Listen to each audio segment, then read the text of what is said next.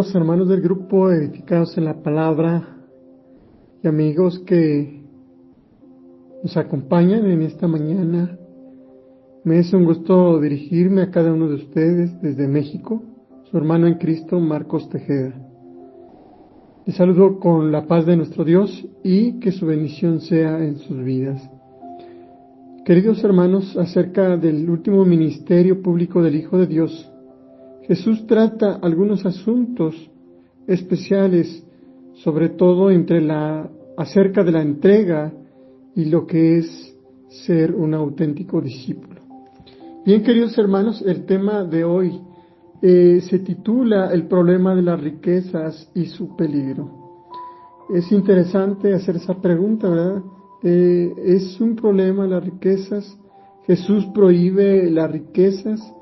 ¿Y qué peligro tienen las riquezas? De entrada, hermanos, pues veremos que las riquezas, queridos hermanos, pues no son malas, ya que Jesús lo estará explicando a través de este texto. Bien, el texto base, hermanos, es el Evangelio de Marcos, capítulo 10, versículo 23 al 27. Y lo voy a leer en la nueva versión viviente, que dice de la siguiente manera.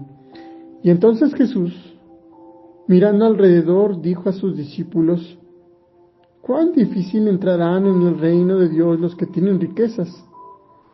Los discípulos se asombraron por las palabras, pero Jesús respondió volviéndoles a decirles: Hijos, cuán difícil es entrar en el reino de Dios a los que confían en las riquezas. Más fácil es pasar un camello por el ojo de una aguja que entrar un rico en el reino de Dios.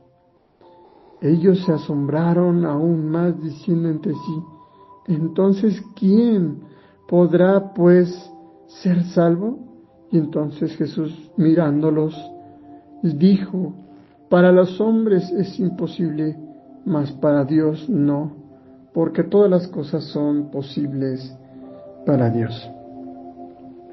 Mis hermanos, quiero comenzar diciéndoles que a simple vista este texto se entiende que Jesús está prohibiendo las riquezas, pues que acaba de acontecer que un joven rico desprecia el llamado personal de ser parte del servicio del reino, porque hablamos de ese encuentro donde no se trata solamente de pertenecer al reino, sino de participar, porque este encuentro es un encuentro específico. Este encuentro es seguir a Jesús, y seguir a Jesús es comportarse, vivir, servir como Jesús, como lo hacía, y además es experimentar ya el reino que Jesús ofrece a nuestras vidas. Dice nuestro texto entonces: viendo Jesús que el muchacho se había ido, dice cómo enlaza, cómo conecta este mismo tema acerca de este tema especial de la entrega y ser discípulo. Los discípulos quizá esperaban ver a Jesús haciendo nuevamente el llamado a aquel joven que había rechazado el llamado de Dios. Y fíjese, o notemos, hermanos, que Marcos quiere dejar claro que Jesús no lo hace así. Para Marcos, hermanos, sigue un esquema de 3 momentos. Estos 3 momentos serán una intervención de Jesús que suscita una respuesta y reacción de los discípulos que lleva a precisar el tema que estamos viendo. Así que la primera intervención, hermanos, la aparece en el versículo 23 y 24 en la primera parte. Recuerde, hermanos, nuevamente el texto dice: y entonces Jesús, mirando alrededor, dijo a sus discípulos: cuán difícil entrará en el reino de Dios los que tienen riquezas. Y entonces dice en el versículo 24, al inicio: y entonces los discípulos se asombraron de sus palabras. Fíjense, hermanos, en este momento se había ido el postulante al reino, el joven, aquel que se había acercado a Jesús. Entonces Jesús, después de que se había ido el joven, mira a sus discípulos y les dice: ¿con qué dificultad entrarán los ricos en el reino de Dios? Esto, hermanos, es una sentencia general presentada como un comentario sobre un caso concreto. En el contexto de la entrega de Jesús y llamada al seguimiento, para Jesús, hermanos, el tomar esa actitud inmediatamente, hermanos, le crea una dificultad para entrar al reino de Dios. Dice en esta versión de viviente que será difícil. Lo veremos más adelante, hermanos, exactamente en los siguientes versículos que tomarán en exposición, de cómo Jesús va a aclarar este tema especial y centrado, hermanos, en lo que significa el seguirle a Jesús. Entonces los discípulos responden desalentados, impactados, como si hubieran desconocido a Jesús, pues la palabra de Jesús expresada destruye todas sus antiguas convicciones, así como aquellas mujeres que en la tumba, cuando ven que está vacía, arrasan su experiencia previa. Esto aparece en Marcos 16:6, y así ellos también se quedan consternados, ¿verdad? Dice el versículo 24, los discípulos se asombraron de las palabras de Jesús. Y entonces llegó una pregunta a su mente: entonces, ¿cómo es el reino de Dios? ¿O cómo podremos ser parte del reino de Dios? O según la pregunta que vendrá más adelante, es ¿quién será? Entonces, ¿quién podrá ser salvo? La segunda intervención de Jesús, hermanos, lo vemos en el versículo 24, en la parte final. Dice: pero Jesús respondiendo volvió a decirles: hijos, cuán difícil es entrar, en otra versión dice entrar en el reino a los que confían en las riquezas. Y luego dice en el versículo 25: más fácil es pasar un camello por el ojo de una aguja que entrar un rico en el reino de Dios. Y ellos otra vez se asombraban aún más, diciendo entre sí: ¿quién pues podrá ser salvo? Jesús, hermanos, reitera su sentencia. Dice cómo los llama a sus discípulos hijos.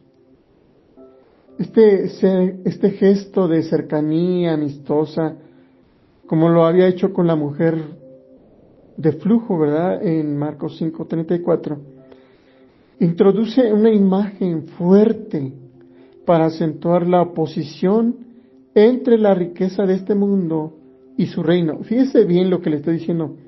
No es que Jesús esté opuesto a la riqueza, sino que, o más bien, Jesús no, ¿cómo les puedo explicar, hermanos?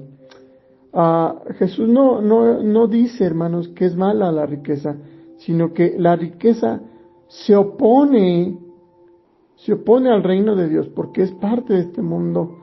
La riqueza provoca esa oposición para ser parte del reino de Dios. Pablo, allí en Corintios, nos va a decir acerca de que la riqueza hace probar la integridad de cada uno de nosotros. Y entonces Jesús, hermanos, lleva a sus discípulos a acentuar una imagen fuerte acerca de la riqueza. La riqueza se opone al reino de Dios. ¿Por qué? Porque la riqueza, hermanos, es algo terrenal. Y el reino, hermanos, es la dimensión de Dios. Una dimensión diferente, hermanos, donde ya no hay cabida, hermanos, para las cosas terrenales. Y entonces Jesús, en esa imagen fuerte, lo que acentúa es lo siguiente. Dice: es más fácil que un camello pase por el ojo de una aguja. Evidentemente los discípulos siguen extrañados, o quizá mejor podremos decir, se quedan desvirtuados, enajenados de lo que han visto, de lo que han escuchado y han experimentado de Jesús. Ahora Jesús da una nueva enseñanza que les pone fuera de sí. Hasta ahora, de un modo u otro, habían relacionado los discípulos que el reino era también la riqueza material, los bienes de este mundo. Pero no es así. Jesús rompe la ecuación. Jesús les deja sin base sobre este mundo. Y vamos a verlo con más calma. Primeramente, hermanos, los discípulos dice que se preguntan, ¿quién podrá salvarse?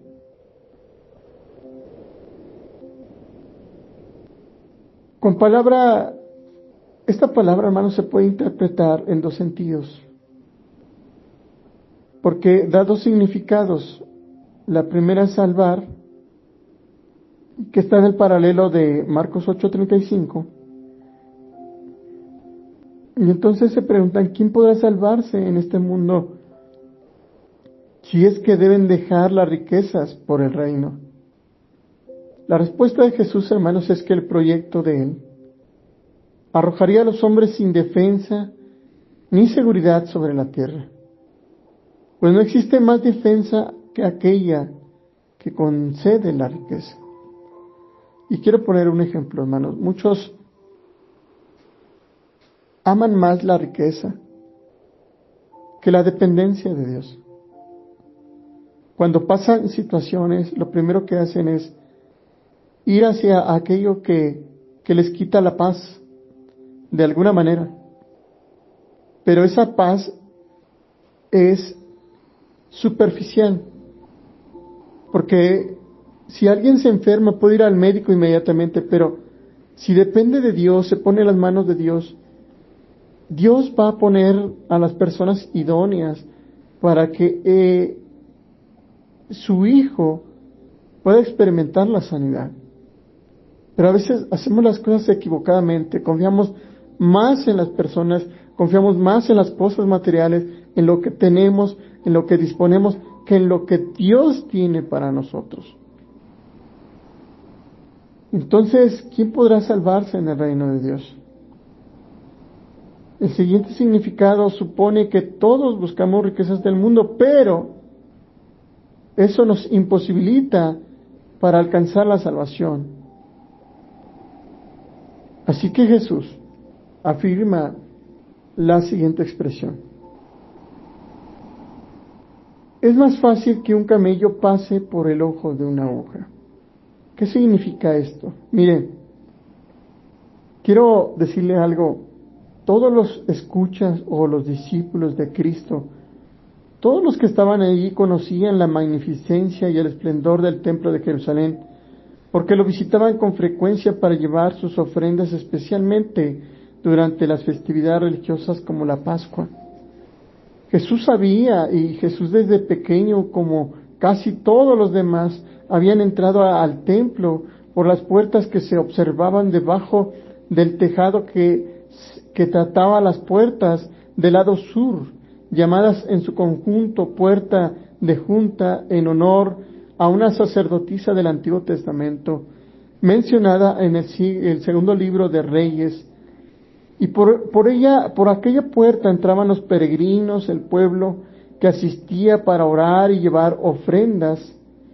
Julia, la profetisa, profetizaba en ese lugar, por lo que aquí se colocó su tumba, a la cual se coronó con una pequeña pirámide encima. En la esquina cercana del lado poniente estaba la puerta, la que entraban los comerciantes, ya que en su entorno habían actividades comerciales que entraban los mercaderes, por lo cual era el espacio donde usted recuerda que Jesús expulsó a todos aquellos.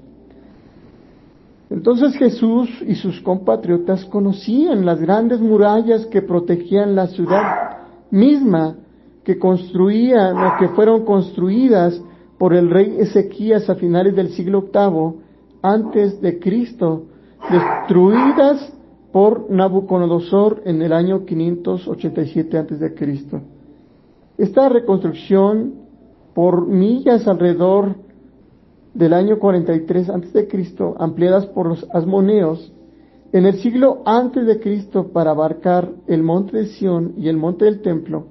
Fíjense bien, para su mejor defensa, las murallas tenían estos orificios que por su forma son llamados agujas, que solo permitían el paso de los proyectiles que estaban dirigidos hacia los enemigos, sin que los enemigos pudieran pasar a través de ellos. Esa, hermanos, es una de las interpretaciones del ojo de una aguja.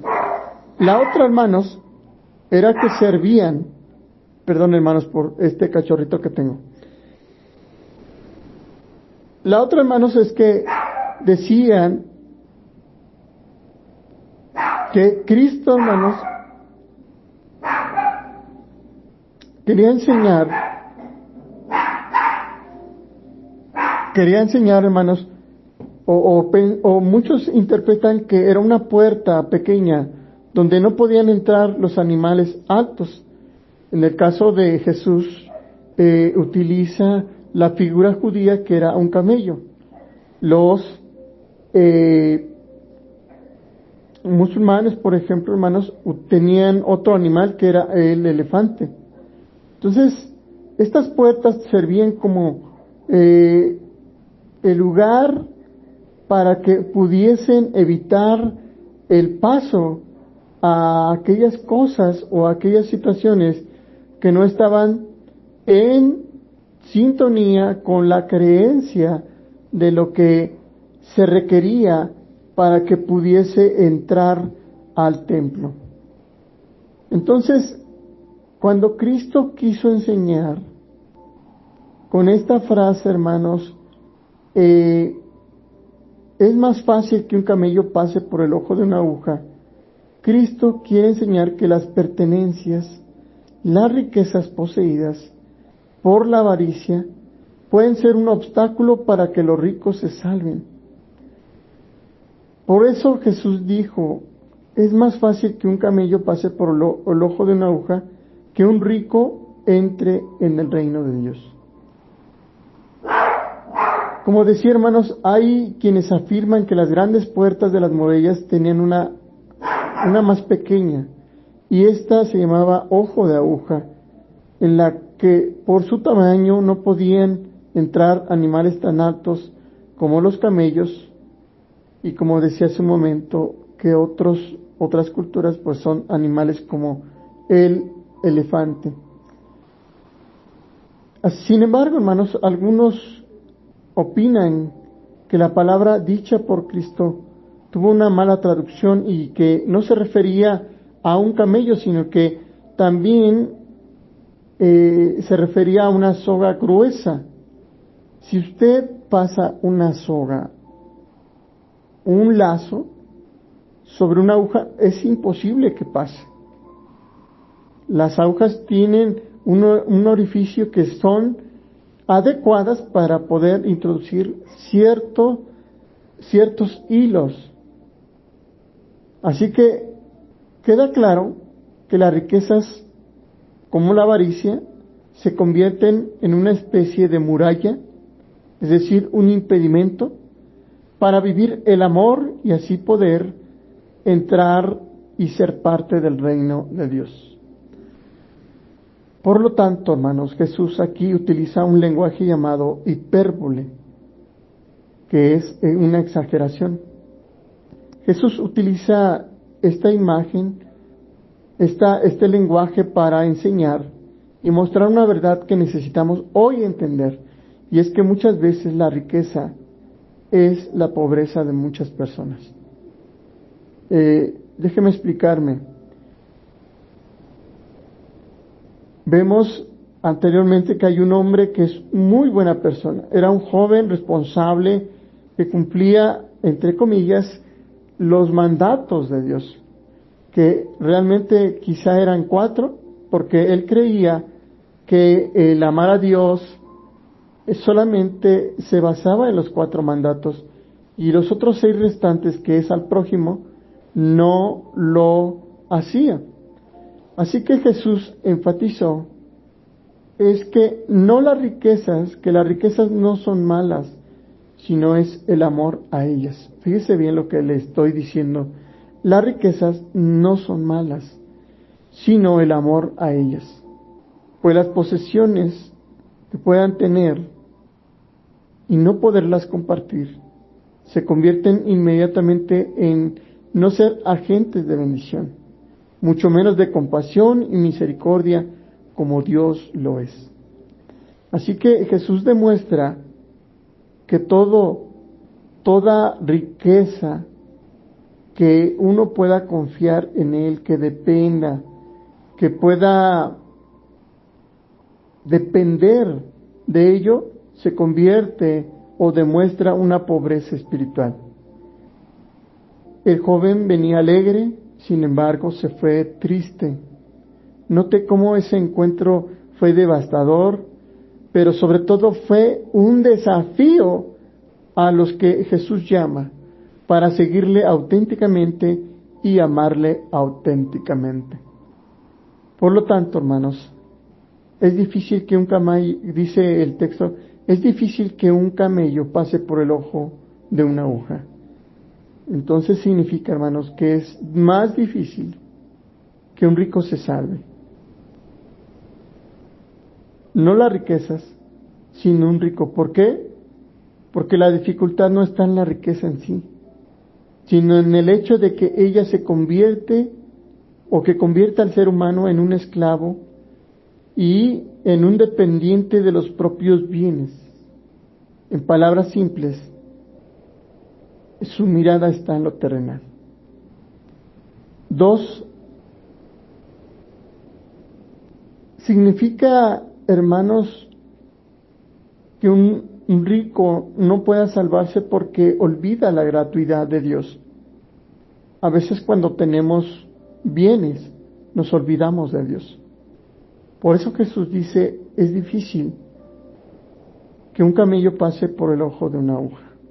Y 3, hermanos, es que imposibilita a Dios.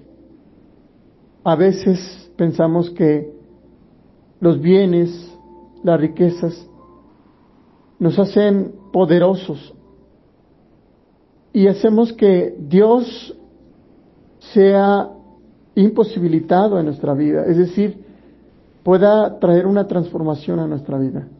Pero déjeme decirle, hermanos, nada es imposible para Dios.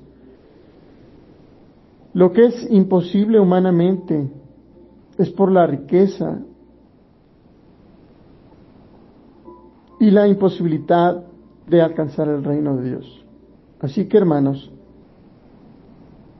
la riqueza crea una barrera espiritual a la nueva dimensión de Dios, porque es amar más a las cosas terrenales que a Dios, y eso lo imposibilita para ser salvo. Amar más las riquezas es confiar más en lo que se tiene que la total dependencia de Dios. Como dije, no es malo tener riquezas, sino que quita nuestro enfoque en Dios, domina nuestra voluntad. Y Dios espera lo contrario, hermanos, ser agentes y portavoces del amor al dar a quien más lo necesita. Y es lo que no hizo el joven. Por último, hermanos, la tercera intervención, en el versículo 27, Jesús dice de la siguiente manera, hermanos, y entonces Jesús mirándoles dijo, para los hombres es imposible, mas para Dios no, porque todas las cosas son posibles para Dios. Jesús ofrece, como suele suceder en estos casos, una palabra aclaradora y definitiva. Y lo hace acudiendo a una sentencia conocida de la tradición israelita. Para los hombres resulta imposible salvarse, pero para Dios nada es imposible. Y bueno, les voy a dejar unos textos donde habla exactamente de estas afirmaciones. Génesis 18:14, Marcos 14:36 y Lucas 1:37. Conforme a las lecturas de salvarse, esta respuesta que Jesús da puede entenderse también de dos maneras. Número uno, es que nada es imposible para Dios en este mundo, pues Dios puede conseguir que alcancen la salvación, es decir, salud y vida plena en esta misma tierra aquellos que renuncian a los bienes al ser transformados por el Evangelio.